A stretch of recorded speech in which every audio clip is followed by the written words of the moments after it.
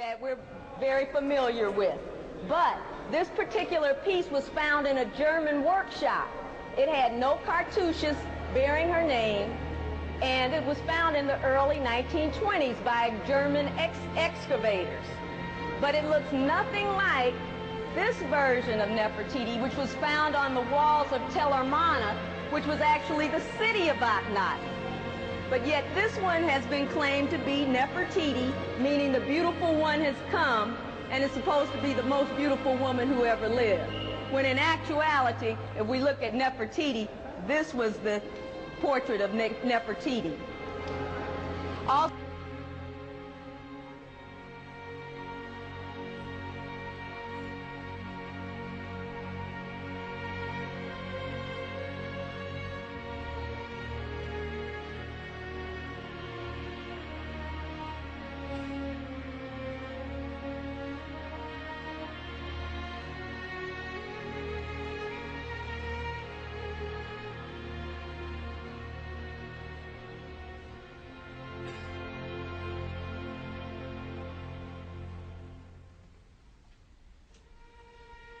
some eminent visitors over the years, among them Gustave Flaubert, thought the Sphinx was black African.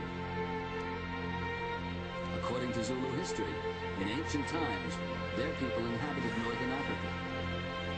When the rain stopped and the region became Sahara, the Zulu migrated south.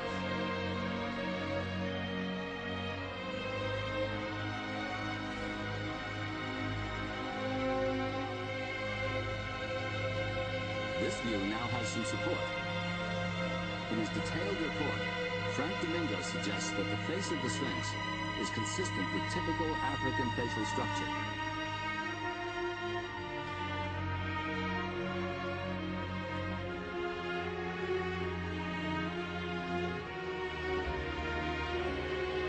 After the New York Times published its op-ed piece on Domingo's work, orthodontist Sheldon Peck wrote a letter, independently arriving at the same conclusion.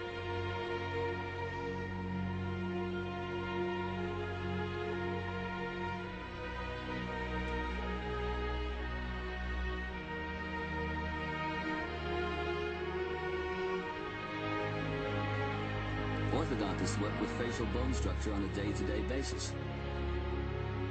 Wouldn't that be a twist on history? If the face of the Sphinx was meant to represent black African king or queen.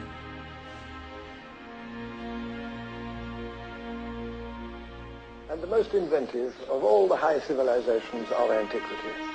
And it flourished for 3,000 years. It set a pattern, an example for peoples near and far.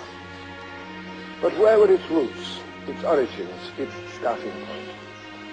Most of us have believed or have been taught that the glories of the pharaohs could never have been created by African people or African ideas because, it's been said, Africans could never have built a high civilization.